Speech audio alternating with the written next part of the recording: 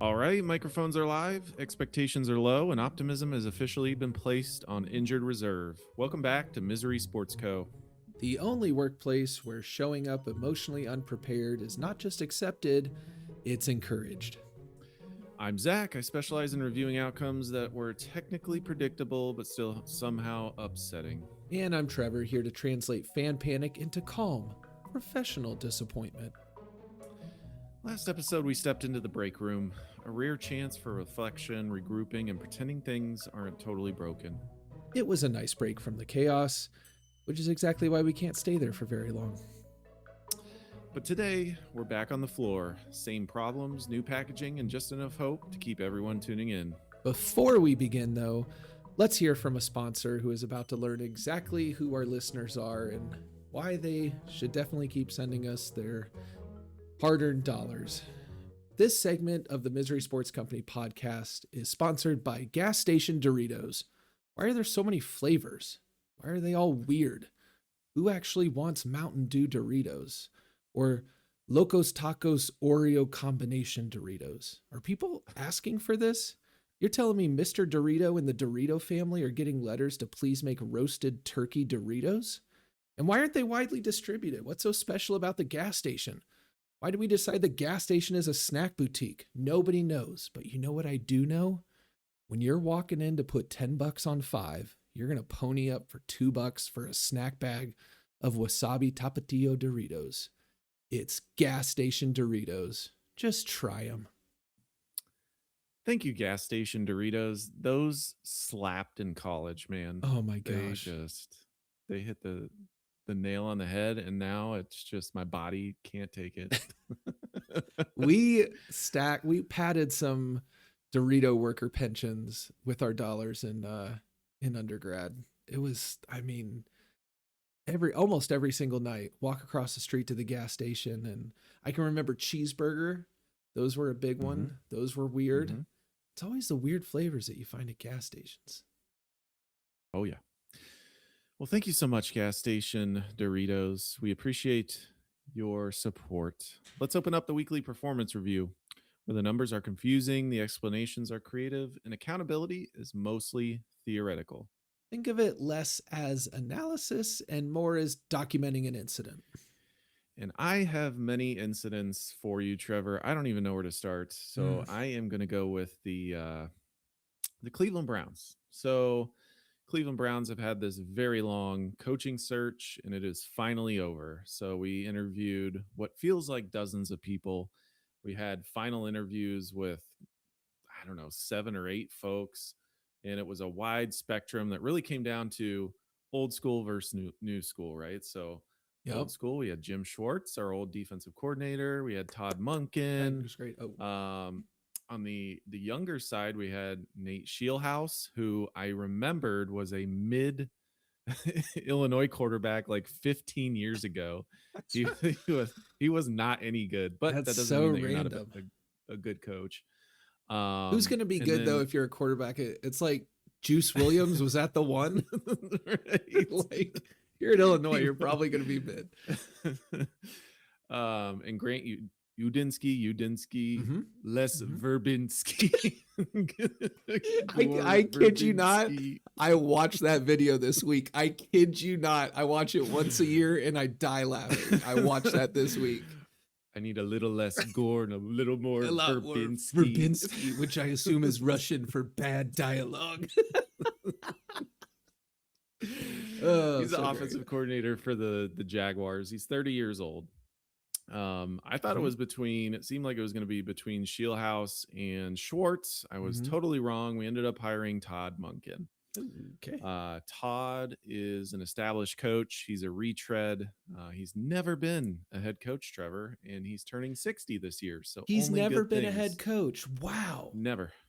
Wow. So we're going to give him that chance, and boy, he better make the most of it, because he doesn't have a lot left on the tires with this retread. So he can't go be an assistant somewhere for a little bit and have another shot. This is kind of it. This is it. On top of that, we probably pissed off Jim Schwartz, so we'll see how he reacts. He's under contract. Yeah. as defensive coordinator. So I don't know. I'm not sure. I have no feelings on it. Similar to some trades we'll talk about. I'm somewhere in the middle. I mean, Yeah. it makes sense. You want to fix the offense. Todd Munkin is going to be great at that. Mm-hmm. He's bringing a lot of the Ravens folks, which is fantastic. I mean, Sure. they've had a lot of success. Yeah. So we'll see. All right. Jury's out from me. Okay. Then we go over to the Cleveland Cavaliers, right? So I've been saying they've been kind of middling, right? And it's beginning of the season. It doesn't really matter. But Mm-hmm. recently they've started to gel. So they're starting to pick up wins. And we hit the trade deadline. Yep. So we sent out DeAndre Hunter. He's Okay. gone. We got Schroeder and Ellis from the Kings.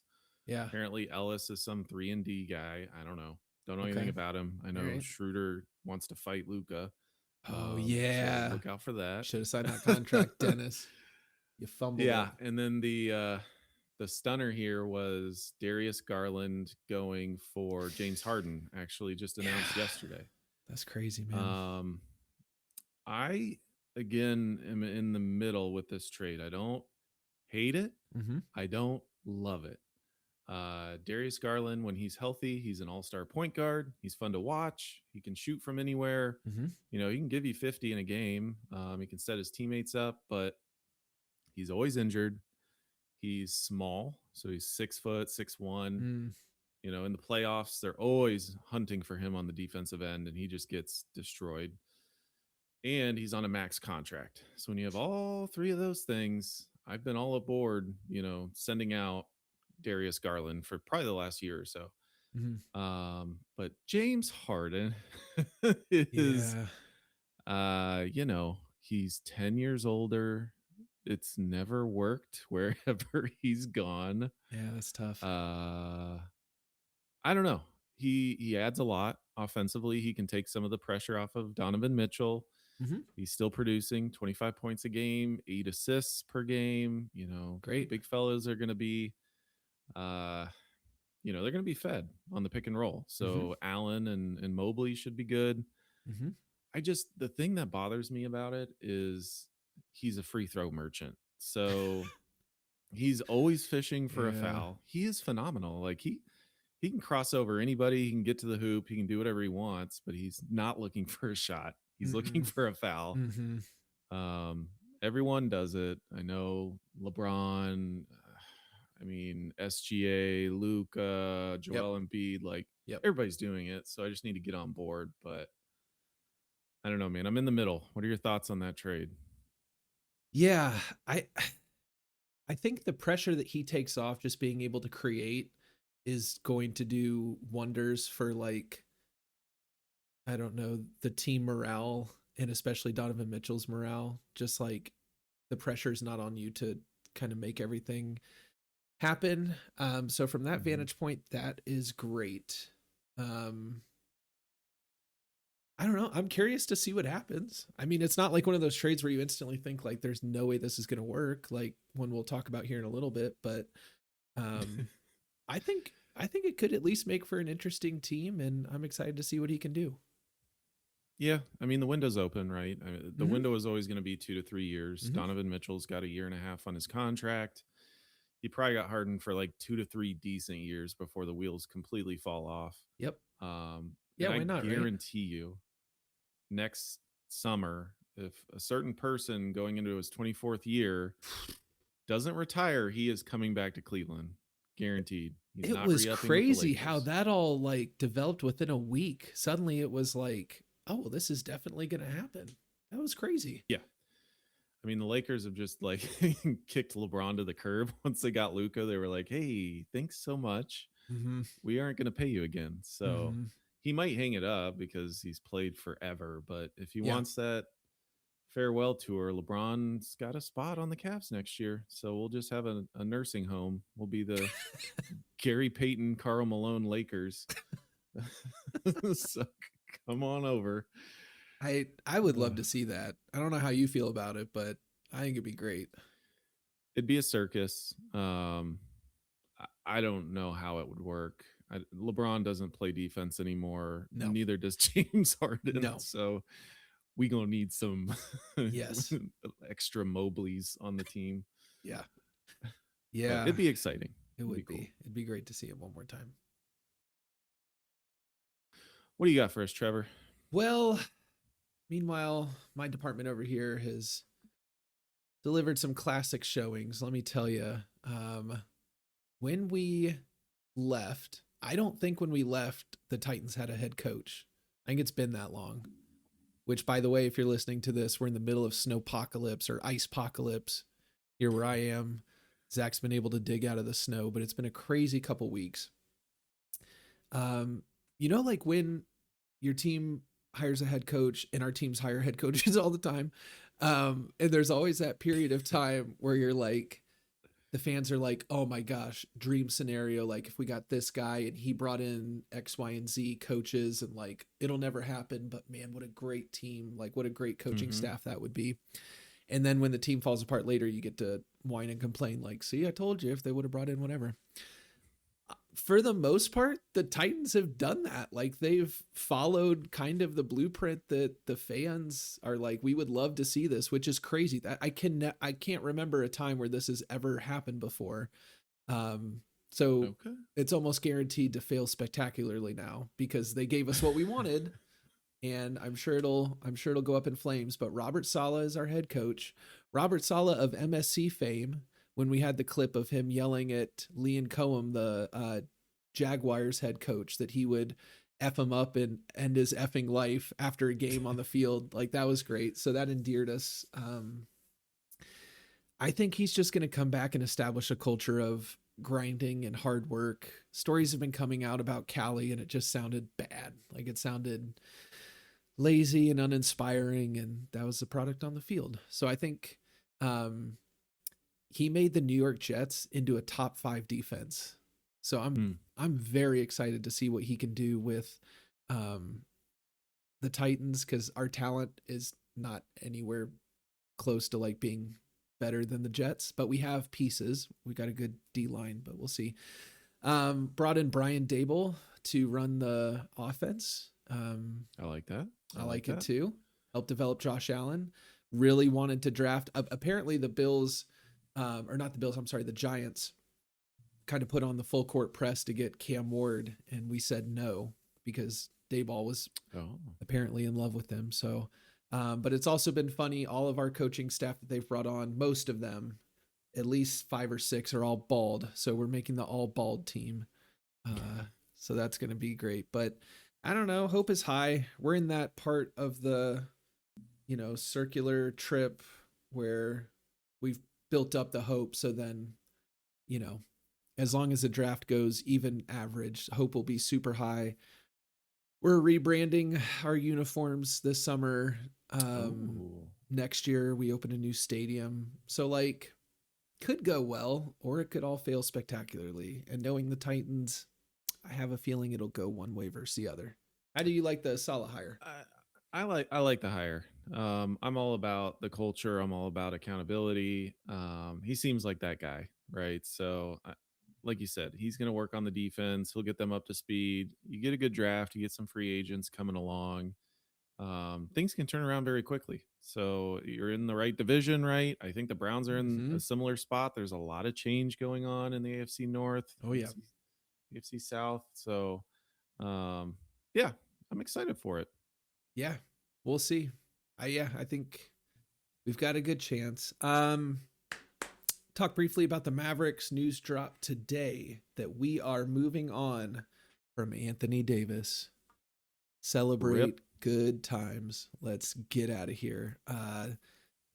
Basically, functionally, we sent him away for 5 second-round picks is what it works out to be. But it's fine. We randomly got players that will never play for us. Chris Middleton will not see the court. He will get bought out. He'll never suit up for the Mavericks. We did trade for Ohio State legend Malachi Branham, who's he's still in the league. And funnily enough, Marvin Bagley, who was the pick before Luka. So how about that? I doubt. I mean, they're all expiring contracts. We're really just trying to free up money and get some picks to start building around Cooper Flagg, who has been exquisite. But I had a friend He's text me today. phenomenal. He's so good. I had a friend text me today and was like, there's assets and stuff to build around Cooper. So, like, do you feel any better? And I was like, I would trade it all back for Luka in a heartbeat. And I feel like I always will. Always. Yeah, it's so tough, but thank goodness for Cooper Flag, because if he Oh my wasn't gosh. there, Can you this whole imagine? thing. No, I mean, I was just looking his last 3 games: 36 points, 34 points, 49 points as a Shoo. 19-year-old. Shoo. Um, it's fantastic. He's getting that exposure, right? It's not leading to the wins yet, but he's got his feet to the fire. He's responding. He's getting buckets. He's doing everything that you want to see from someone that you expect in the next 2 to 3 years to take an even bigger jump. And Mm-hmm. so you just need to figure out, how do we get one or two more pieces? Maybe it is Kyrie. Maybe Kyrie comes back and he's Could be. healthy and he can help him. Could be. Just getting a few folks that can get some of that load off of him and support him. But the sky's the limit with Cooper. He's phenomenal. He's so good. Speaking of Kyrie, do you know for how long Kyrie and Anthony Davis played together? I actually saw a tweet. It was not that many games. So because there were No. like 90 potential games, right? Or something like that. It was the equivalent of 3/4 of basketball. That's what we got. That's what we got from that. So super Right. And you pumped had about both it. of them for like an entire season, and it just Oh never, yeah. never came to fruition. No.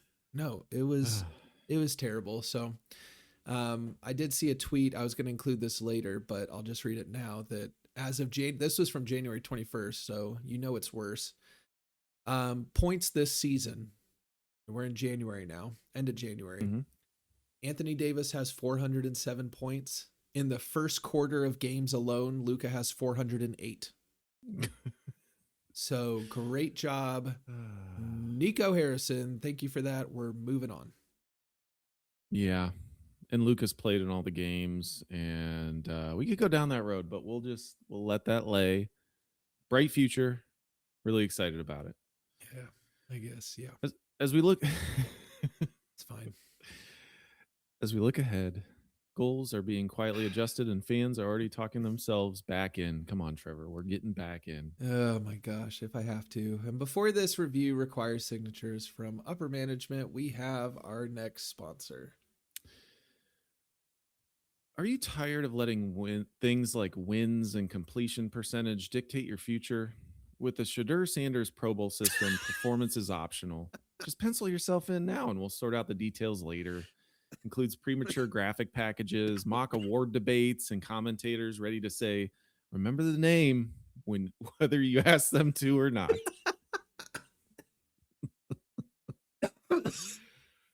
Oh, thank you, Shadur Sanders Pro Bowl package. Yeah, he's a Pro Bowler. Are they going to do away with the Pro Bowl? Bowler.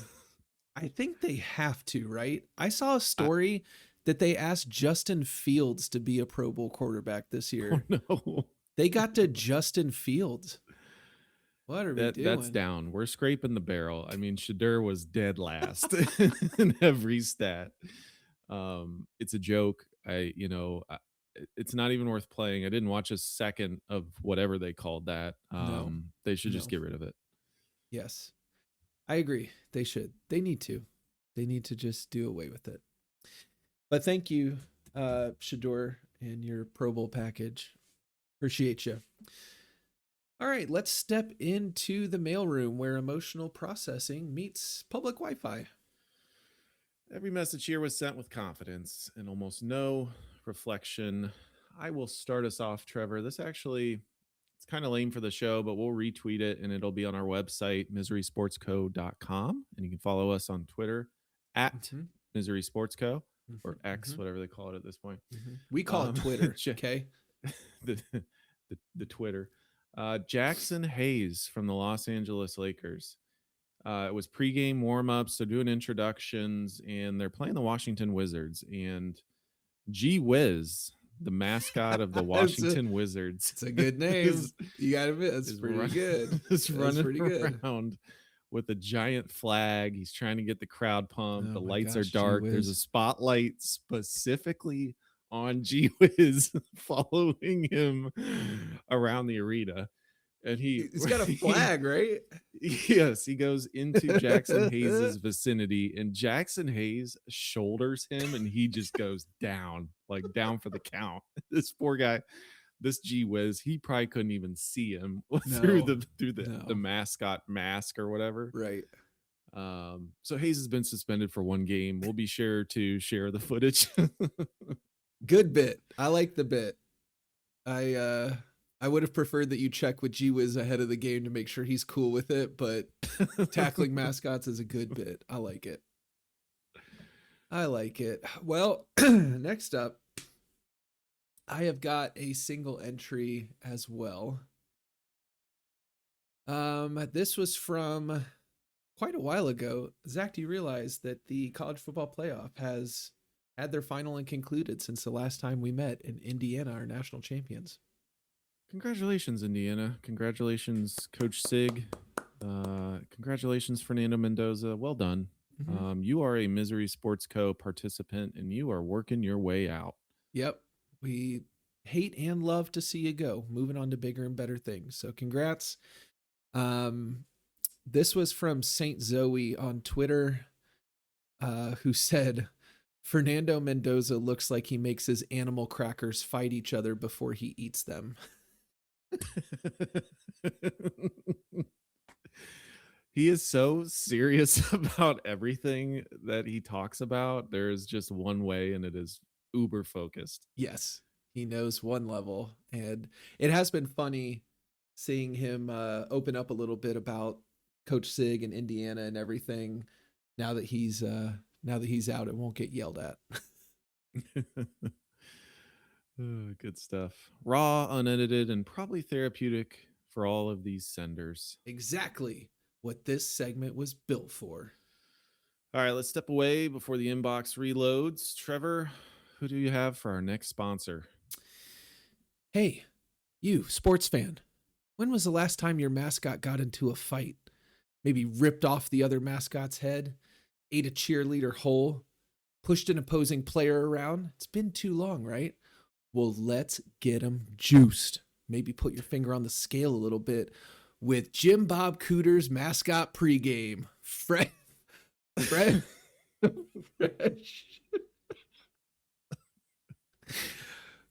Fresh off his failed stadium experience venture. And I'm legally required to read that he's super sorry about how insensitive the hospital thing was. The Iowa experiment did not go well. It's already failed. Didn't even break ground on the Jim. Fresh off that, Jim Bob is ready to bring the juice via that full body mascot hanging from the goalpost. With JBC's mascot pregame, your mascot can freebase a teaspoon of pure adrenaline. Woo! Kind of stuff they gave gladiators before they entered the Coliseum. What's in it? You a narc? Why you asking that? The fuck, man? Just be cool. You want Jackson Hayes getting suspended or not? Yeah, that's what I thought. With Jim Bob Cooter's mascot pregame. Thank you, Jim Bob. I was gonna ask if he was behind G Wiz, and it sounds like he was. It only makes sense. Kind of a guerrilla marketing tactic. Yeah, you never know when this show's really going to come together. We don't share anything on what we're going to present, and darn it, if G Wiz wasn't a big part of today. Thanks, Jim Bob. Thank you, G Wiz. One thing we love, it's mascots. Oh my goodness. Time for moral victories, because sometimes progress is just finding a less painful way to lose. Remember, the scoreboard doesn't always reflect emotional effort. My employee of the week is actually an entire team, and I didn't cover them in my weekly recap because I wanted to save them for right now. This team has won 10 of the last 11. They're winning tonight. It is none other than your Columbus Blue Jackets. They're on a tear. They're making it happen. They're not in the playoffs yet, but they are doing a great job hang in there. I think they're like, 4 or 5 points away from the wild card at this point. The Yeah. East is just stupid. One spot, I think, right? There's one spot Yep. out. I mean, it is several Yep. points, like you said, but one spot, man. So, I mean, credit Zach Wierenski for not literally jumping off whatever bridge is in Columbus. Yes. He's hanging in there. He's pushing the young guys. 42 assists, 17 goals. Great job, Dang. CBJ. That's what I like to see. They are absolutely a candidate for a deep dive at some point, but glad to see that they're doing well. Yes, with that new coach, Rick Bowness, who took the Stars to the Stanley Cup final in the COVID year. He's great. He is what great. I'm here for. So happy to see that it's working out. Man, great pick. And good job, Jackets. Keep it up. Like Zach said, we do not talk about, what we're going to discuss on the show.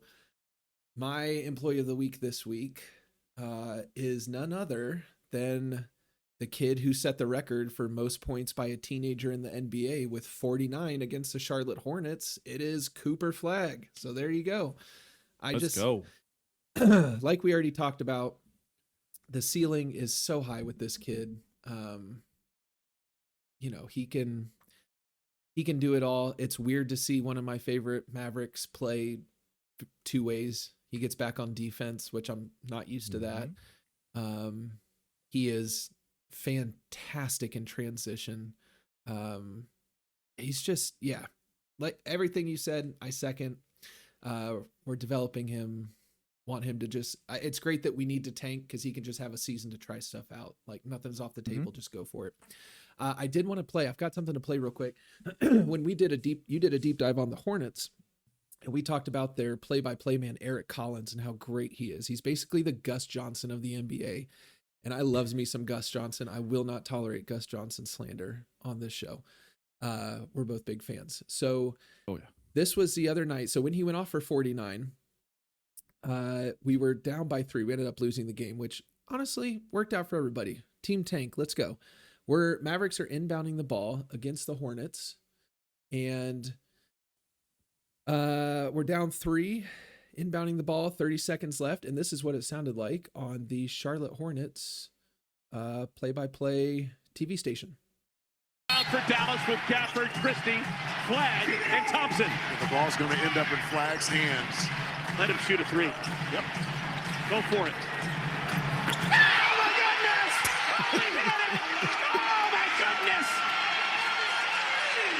Cooper Flagg ripping up the stat sheet.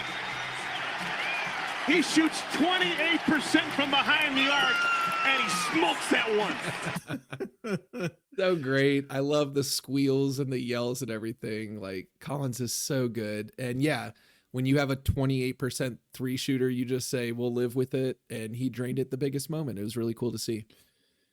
And that's the thing. He has a lot to work on, and he's so good already. Like, he's going to work on his 3-point shot. He should be in college this year. Like, the fact that he's averaging 20 points a game, he can hit. That's just insane. It's insane.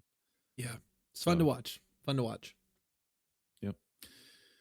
All right. Well, awards have been issued. Compensation remains imaginary. We're still waiting on payment from our sponsors. I was going to say issued but not mailed. Okay. That has not changed. We're not doing that. But morale, we're trying to improve it slightly for a few minutes even. All right. Deep dive, where we zoom out and attempt to make sense of patterns that fans are desperately trying to ignore. I missed it. I did. It was a 6-7 joke, Trevor. 6-7. Damn it. I'm so unhip. Gosh, dang it. Okay. Retake. But morale improved slightly for about 6 or 7 minutes. 6, 7. All right, deep dive time. Here we go. Where we zoom out and attempt to make sense of patterns that fans are desperately trying to ignore. Yes, I have the deep dive this week. And I'm very excited about this one. I've got some personal ties to this next team, or I should say that my spouse does. So let's see if you can guess this based on these clues. She is from the same town-ish, the the next closest larger town where this team originated from. She played, which is Rochester. There you go. She played with this team exclusively in NBA Inside Drive on the original Xbox, and smoked me when we have played. And I, of course, am the Mavericks. I would say that this is probably her favorite team, or like a favorite roster of all time.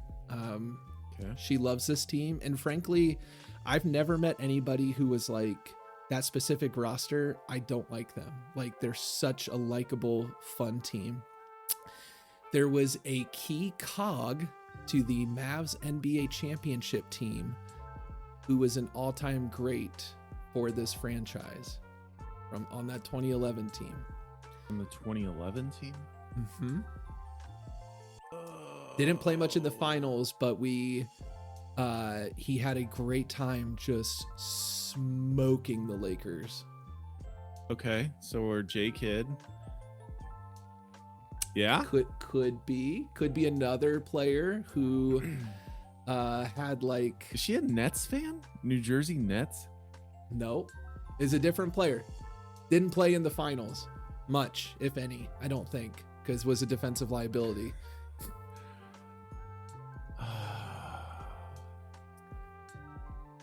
I don't know, Trevor. I think he had 7 threes in a game against the Lakers. Against the Lakers? Man, Yeah. I just remember J Kidd hitting some threes and saying some words. I tell you what, this team, they had a chance to draft Luka and they decided not to. The Hawks? They gave us them right before the Hawks. He came up Oh, before they instead took Marvin Bagley. It's the Sacramento Kings. Oh no. It was Peja. Hit me up on my Peja. Peja Stojakovic had like 7 threes. And the 0-2 Sacramento Kings is just an all-time fun team. You've got Vlade, you've got Chris Webber, you've got Peja. Just a super fun team. Unfortunately, that franchise has suffered and the fans continue to suffer. So we're talking Sacramento Kings tonight. I'm going to focus on a specific type of misery tonight. And that is getting to the biggest stage and then getting jobbed by the refs. So knowing that your team made it, your team had the talent, you finally got there, and then it just gets taken from you in the most painful way possible. It makes me think of it was the Saints. Like there was an NFL, was it the Saints and Rams or something? There was a playoff game where there was like a clear pass interference call that did not get called. And like they changed the rule. Like I think for a season, maybe this was a fever dream. I feel like for a season we had review on pass interference because of that. And so I'm going to say this is the NBA version of that. And so we'll get there. So we are going to build to the 0-2 Western Conference Finals. But before we do that, let's take a look at, and I didn't even say Mike Bibby, by the way. That's her favorite player of all time is Mike Bibby. Okay. Just a great team. So before we get there, did you know that the Kings are a historic, have a ton of history? They go back all the way to the 40s, where they were the Rochester Royals. They were the Rochester Royals until 56-57. And Sacramento Kings fans, if you're not claiming the 1950-51 championship, you should be, because you won Raise the banner. Here, I can check who. I didn't even look at who, what other plumbers and milkmen they were playing against. The Knicks. In your face, Knicks.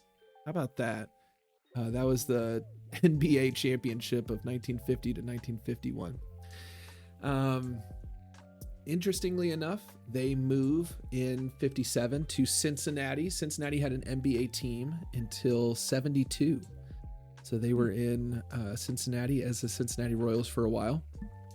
They then moved to Kansas City in 72, where they're the Kansas City Omaha Kings. They stay as the Kings until 84-85, and then they moved to Sacramento, which was not thought of as a big market or a market that was, could carry a large franchise. But the fans were ready. California itself is a really good market and was certainly displaying that it was ready for more basketball. And so they move in 85 to Sacramento. I don't know if there's like a lot of Kansas City folks and like I don't know, how old would they be now? Like their 60s that are like, they took our basketball team. Maybe there is. I don't know. Maybe there's some bad blood there, but they've been in Sacramento since 85. And gosh, I'm here to tell you that there has not been a lot of playoff success. There was a drought from 85 to 95 where they don't make the playoffs. They're not getting deep in the playoffs when they do.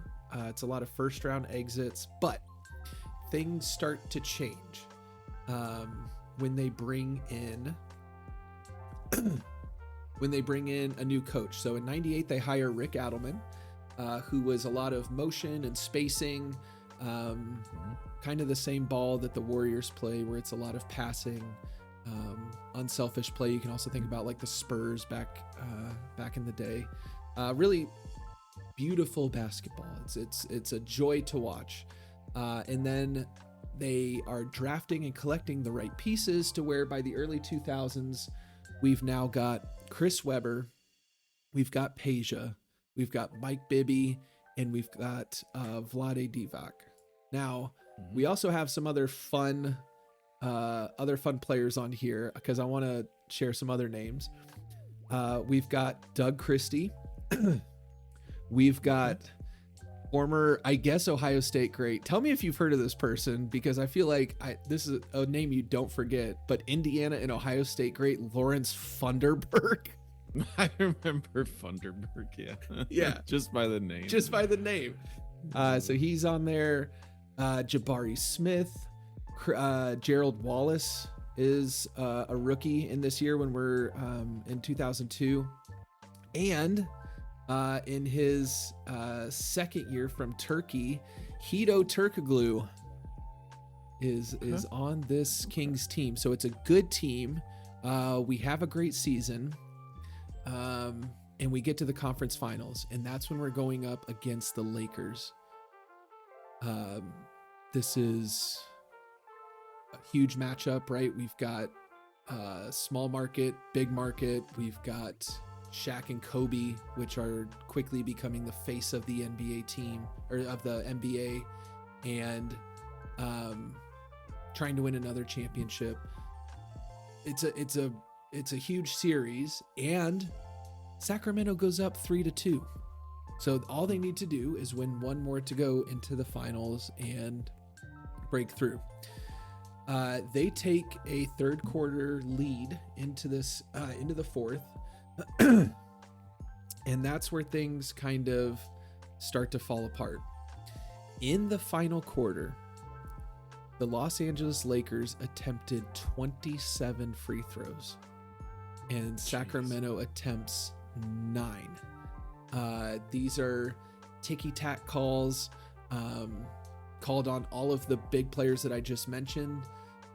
There was an instance where Kobe elbows Mike Bibby in the face, and he's like, he kind of goes backwards and is like bleeding from his nose, and that's a foul on Mike Bibby, and Kobe goes to the line. It's just really confusing. It's one of those games. All this was highlighted in the fantastic podcast series Whistleblower. If our folks haven't checked that out, it's a few years old, but it talks about NBA reffing scandals. And so a lot of the Tim Donaghy stuff, really, really interesting podcast. But this is kind of the series that everybody watching this is like, oh my gosh, they just want the Lakers to go to game 7. Like, they need the matchup. Like, this is what's happening. It's unfolding before our eyes. We can't do anything about it. And I mean, they're getting called for like basic moving screens that aren't like, they're just, it moves from like, let them play to, we got to get the Lakers to game 7. Really tough. They lose that game.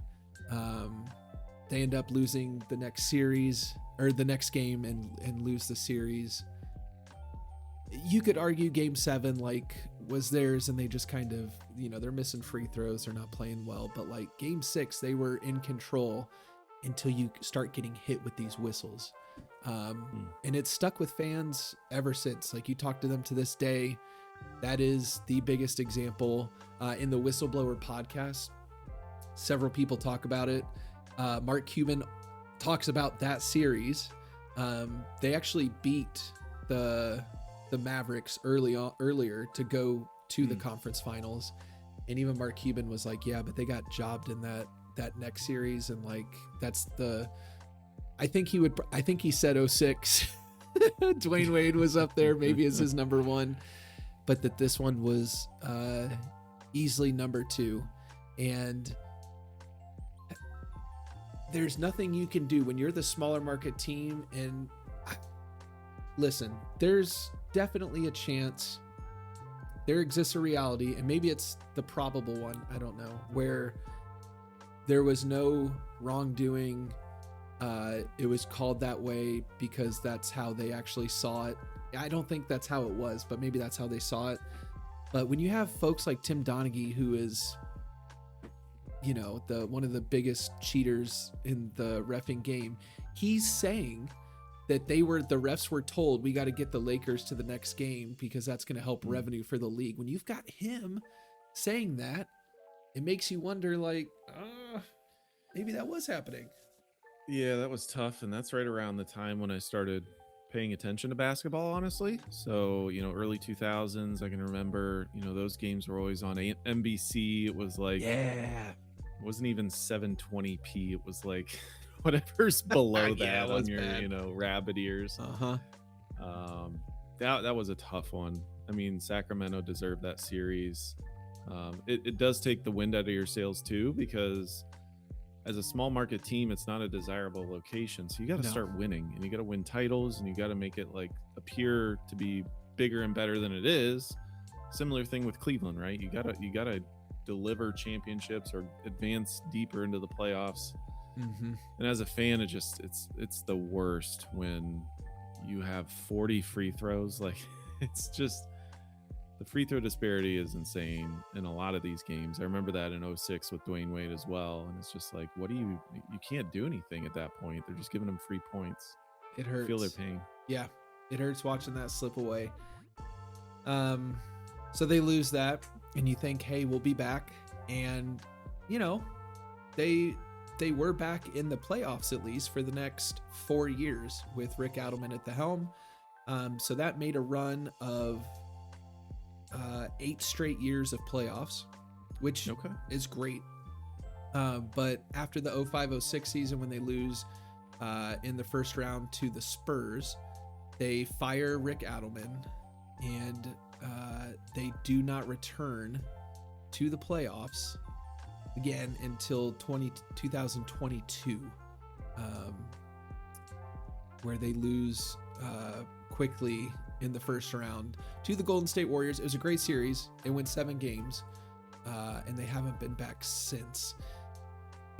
Also hurting this team is they made Vlade their GM at one point, and he had the 2018 draft. And the 2018 draft, at the time, this sounds crazy to talk about, but like, it was consensus, you have to pick DeAndre Ayton. Like, you have to pick him. He's a big, smooth man that can rebound, that can put up points. Like, you have to take him. And he didn't have, like, he wasn't too tall that you worried about injuries, and it was just a clear number 1.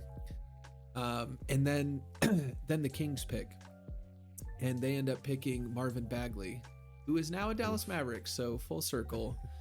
And then after that, the Hawks draft Luka, and we draft Trae Young a few picks later, and we swap, and we're good. And the rest is history until Nico took a dump on it. So you have one of the top 3 players in the league slip through your fingers. So that's more heartbreak. And then, I don't know if you remember this, but in 21, I think it was, they trade Tyrese Halliburton for Domantas Sabonis. So then you have the heartbreak of watching Halliburton go lead the Pacers to Game 7 of the NBA Finals. And you had that on your team. Now I don't think that's as painful as the Suns and the Clippers being like, oh, we had SGA. But I mean, that's, you had him and you saw how good he was. There's a lot of misses on this board in the draft. I'm just looking at it. I mean, like DeMarcus Cousins was a good pick. He ended up being really solid. De'Aaron Fox, 6-7 years later.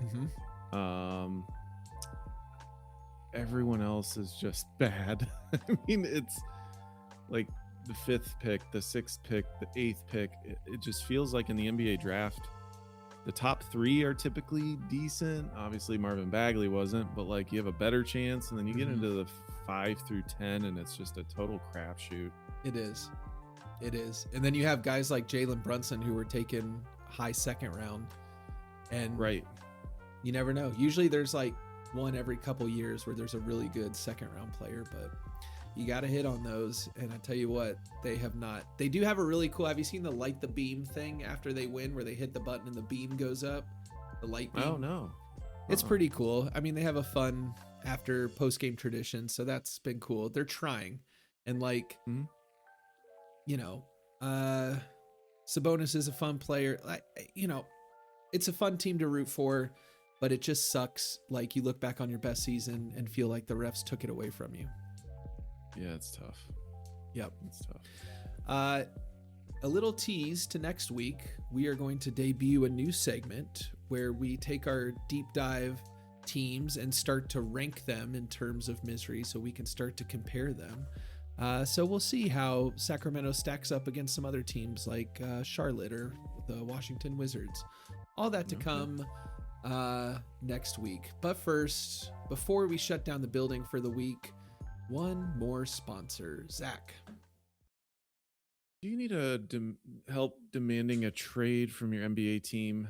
Then enroll today at James Harden's Professional Relationship Exit Academy, where we teach elite athletes how to go from fully committed to the organization to I will never wear this jersey again in just 3 to 5 business days.